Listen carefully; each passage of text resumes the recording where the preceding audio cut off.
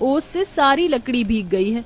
आंच बार बार बुझ जा रही है। ऊपर से आज रसोई भी बर्फ जितनी ठंडी है। बिटिया, चाय बन गई हो तो ले आ। लाई बाबूजी। सुहानी को ठंड में रसोई में ऐसी परेशानियां हमेशा ही झेलनी पड़ती थी। उसके गरीब रसोई में अमीरों जैसी सुख सुविधा नहीं थी। रसोई की दीवार माटी की थी जो कई हिस्से से टूटी फूटी थी, इसलिए वह ठंड में बड़ी कठिनाई से खाना बनाती थी। जहाँ अमीरों की रसोई में गीजर, हीटर सब लगा होता है, वहीं गरीब की रसोई में माटी का चूल्हा ही होता है। ये लीजिए बाबूजी लाल चाय। अच्छा बिटिया, हम खेत जा रहे हैं। इसके बाद दोनों सर पर बोरी ओढ़कर खेत चले आते हैं। परिवार में गरीबी इतनी थी कि उनमें से किसी के भी तन पर एक गर्म शॉल स्वेटर भी ना था। आज तो गजब का जाड़ा है सुखिया। अजी जाड़ा तो लगेगा ही, और वैसे भी हम गरीबों के लिए तो ये अगहन और पूस 2-3 महीने तो एकदम भारी पड़ते हैं। कड़कड़ाती ठंड पड़ रही थी। ऐसे में गरीब सुखिया और हरिया ठंड में फसल काट रहे होते हैं। दोनों दुखी हो जाते हैं। अजी इस बार तो खेत में से बस 1 बोरी गेहूं ही हुआ है। कर भी क्या सकते हैं सुखिया, ईश्वर ने जो दिया है वही सही। कल इस अनाज मंडी में बेच आऊंगा इसको। अभी घर चलते हैं, देखो ओस भी गिरने लगी है। गरीब हरिया अपने पीठ पर गेहूं की बोरी लाद कर घर लाता है, जहां वह देखता है कि अमीर चंद उसकी चौखट पर चढ़कर उसकी दोनों बेटियों को बातें सुना रहा होता है। सेठ जी धीरे धीरे चुका देंगे आपके पैसे। आप इस तरह से चौखट पर चढ़कर हम गरीबों की इज्जत तो मत उछालिए। तुम जैसे गरीबों की इज्जत होती तो अब तक दे दिया होता मेरा पैसा। अरे आ गया तू हरिया, चल ला दे मेरे पैसे। अभी नहीं है मालिक, जल्द ही दे दूंगा। अरे जितने के 1000 रुपए नहीं दिए आपने मुझ गरीब को, उतनी की तो इज्जत ले ली। ऐसा कहते हुए हरिया की आंखों से टप टप आंसू चूने लगते हैं। अरे ये आंसू मुझे मत दिखा, कल के कल जैसे भी करके 1000 रुपए मुझे ला कर दे। ये बोलकर अमीर चंद वहाँ से चला जाता है। हरिया और सुखिया एक किसान है। उनकी 2 बेटी हैं, सुहानी और गौरी।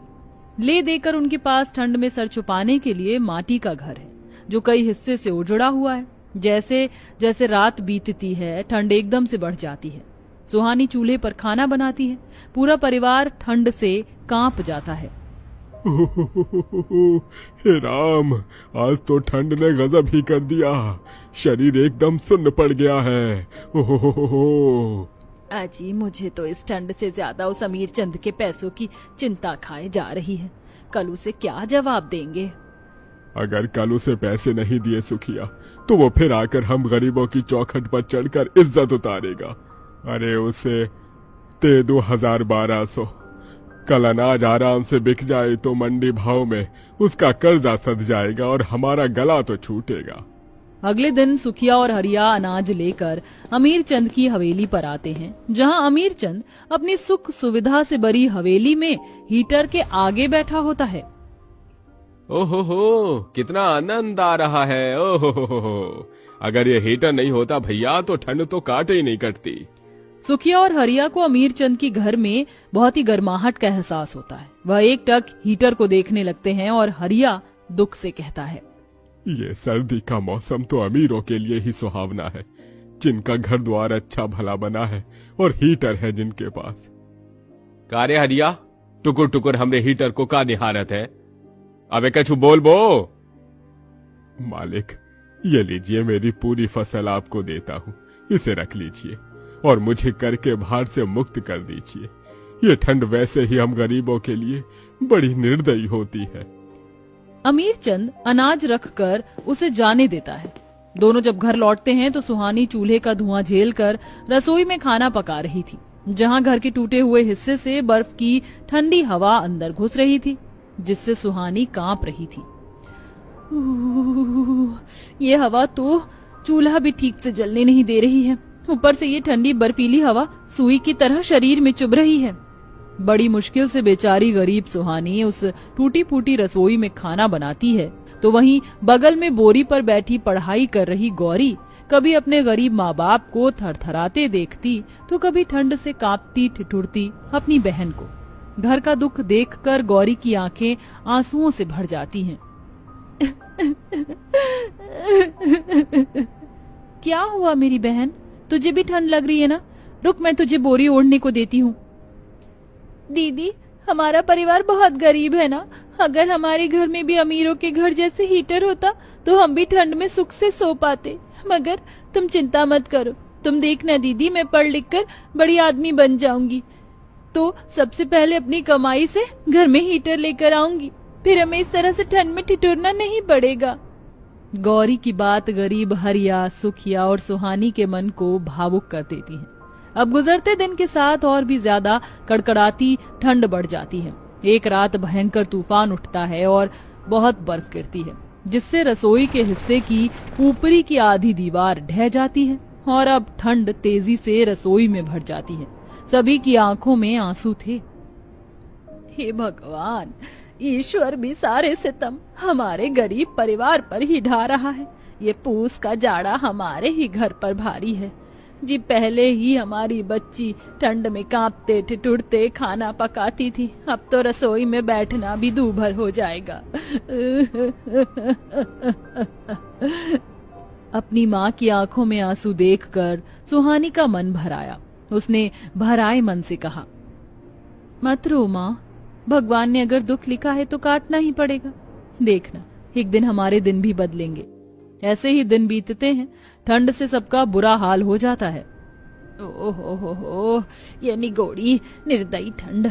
हाजी गौरी बिटिया ठीक कह रही थी, अब हमें अपने परिवार के लिए दुख सुख से एक हीटर खरीद लेना चाहिए। कहाँ से खरीद कर लाएंगे? हमें गरीब की जिंदगी कमाते खाते ही बीत जाती है, ऊपर से किसान के परिवार की जिंदगी होती ही सबसे कठिन है। अरे अमीर लोगों ने कभी किसी गरीब किसान के खेत में पांव रखा होता तब तो वो जानता वो एक गरीब किसान के परिवार का दुख कि ठंड का मौसम काटना कितना कठिन होता है। बस बहुत हो गया, मैं माँ बाबूजी को इस तरह से ठंड में ठिठुरते और नहीं देख सकती। अगर रसोई में हीटर लग गया तो पूरे घर में गर्माहट आ जाएगी। बस मुझे कैसे भी हीटर खरीदने के लिए पैसे जोड़ने होंगे और उसके लिए मुझे मेहनत और कहीं ज्यादा मेहनत करनी होगी। फिर अगले दिन सुहानी सुबह उठकर कड़कड़ाती ठंड में रसोई में खाना बनाने लगी और अपने पिता से कहती है, पिताजी, आज मैंने रसोई का काम सवेरे ही खत्म कर लिया, क्योंकि आज से मैं भी आप दोनों के साथ खेत चलूंगी। हम सब मेहनत करेंगे तो हीटर के लिए पैसे जुड़ ही जाएंगे। और परसों रोज मोहन चाचा कह गए थे कि उनके कुछ बीघा खेत में खाद छिटने और खरपतवार उखाड़ने का काम करना है, बदले में 70 रुपए एक दिन के लिए दे देंगे। सुहानी का सुझाव दोनों को ठीक लगता है। अब तीनों ठंड में दिन भर खेतों में खटते हरिया और सुखिया के पैसे से घर का दाना पानी चलता और सुहानी अपने लाए हुए पैसे हीटर के लिए जोड़ने लगती है। दिन बीतते हैं और माँ बाबूजी, अब हीटर खरीदने के लिए पैसे हो गए हैं, हम आज ही हीटर खरीद कर ले आएंगे। फिर हमारी भी गरीब रसोई में हीटर होगा, जहाँ हीटर की गर्माहट में हम सुख से रोटी खा सकेंगे। सुहानी दुकान पर जाकर एक अच्छा हीटर खरीद कर घर में ले आई, जहाँ गौरी ने कहा, दीदी जल्दी से हीटर चलाओ ना, बहुत ठंड लग रही है। सुहानी हीटर चला देती है। तभी थोड़ी ही देर में उनका बर्फ जितना ठंडा घर गर्माहट से भर जाता है, जिससे पूरे परिवार की आंखों में खुशी के आंसू आ जाते हैं। अरे वाह, ये हीटर तो ठंड से बचने के लिए बड़े ही काम की चीज है। हाँ जी, ये हीटर तो बड़ा सुख देता है। आखिर आज ईश्वर की दया से हम गरीबों के घर में भी हीटर आ गया। इसे रखेंगे कहाँ? माँ, हीटर रसोई में लगा देते हैं, क्योंकि वहीं से तो सबसे ज्यादा ठंडी और बर्फीली हवा आती है। अगर ये हीटर रसोई में लगेगी ना तो पूरे घर को गर्म रखेगी। इसके बाद हरिया वो हीटर रसोई में लगा देता है। शाम को सुहानी हीटर की गर्माहट में बड़े आराम से रसोई में खाना बनाती है। आज इस हीटर की वजह से ठंड का एहसास ही नहीं हुआ, वरना तो ठंड का मौसम परिवार पर तो जैसे कहर की तरह गिरता था। ये कहते हुए उसकी पलकें भीग जाती हैं। बिटिया, रोटी बन गई हो तो दे दे, बड़ी भूख लगी है। बस दे रही हूँ बाबा, ये लीजिए। सुहानी आंसू पोंछकर रसोई में बैठे अपने पूरे परिवार को खाना परोसती है। उस दिन पहली बार वो गरीब परिवार हीटर की गर्माहट में सुख से